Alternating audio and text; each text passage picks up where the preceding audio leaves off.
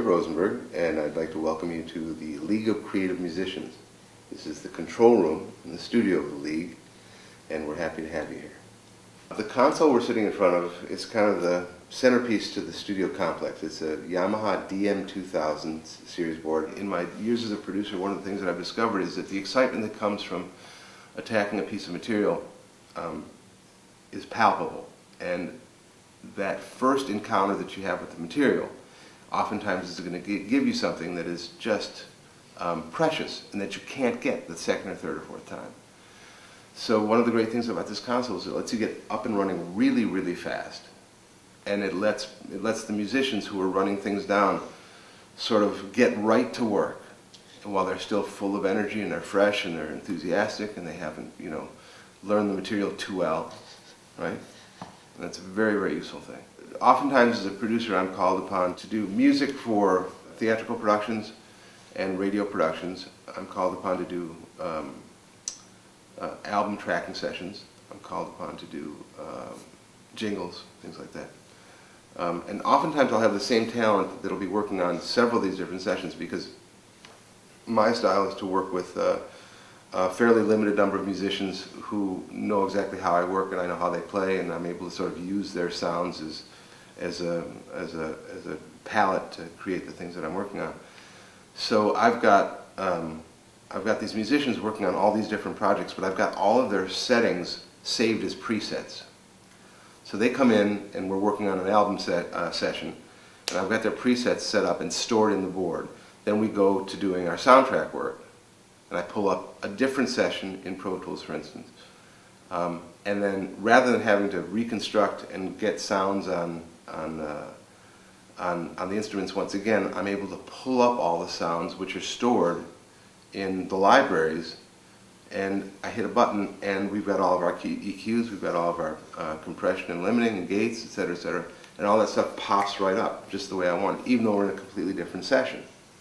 So that's tremendously useful. The really interesting thing about this console is that it's deep, it's not long. If it were spread out, it would be 10 feet long, but because it's arranged in layers, it's got depth as opposed to breadth, which makes it a lot easier to deal with. So what we have up now is the Pro Tools layer. We have a remote layer which allows us to basically use this console to control Pro Tools. If you look up on the screen, for instance, you can see that I'm moving a fader on the board, and it's moving the fader in Pro Tools. So by moving faders on the board now, we're controlling Pro Tools. By the same token, we're able to use the transport controls on the board to control the Pro Tools session. We also have a number of user-defined keys, and there are templates which allow us to do a huge amount of the button pushing that normally would be mousing around in Pro Tools much, much easier. We have the ability to control plugins. We have many, many of the abilities that you would pay a lot of money for a dedicated DigiDesign console for. And we find that this is a lot more flexible system to use. Obviously, we have all of the automation, and we have all of the effects processing that's available through Pro Tools. But we can also set Pro Tools up to output through the channels of the console, so we can use the console, in essence, as a summing mixer. And we have that advantage. We also have the ability to use the onboard effects that are in and automation that are in the Yamaha as well. So we've got a number of different ways to work with signal here, which increase the flexibility of the sessions, which I think increase the utility of the environment for everybody who uses it. Obviously, the lingua franca of the recording studio these days is Pro Tools, and the ability to use this board to control a Pro Tools session is kind of critical. But we find that tracking and bringing signal in, having a console that has so much flexibility in terms of the quality of the mic pre's, the quality of the dynamics and the signal processing, is tremendously advantageous. It makes things work really fast, and it also, like I say, it gives you the ability to create libraries. For instance, if we were going to look.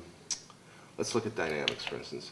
So every channel on the board has its own compressors, gates, limiters, etc. And what we're able to do, if we select a channel and we see that we've got the ability to edit the settings, but we've also got a library of settings. And the library of settings allows us to very quickly pull in the appropriate setting. That, for instance, if we're going to pull in a setting that's suitable for piano, okay, now we've got a compression setting that is all set and it's going to work really well for an acoustic piano. We can go in and modify it as necessary, and then we can store it once we get the setting that we like, and then that pianist, whenever he comes back in, will get that same setting. And that storage is really, really critical.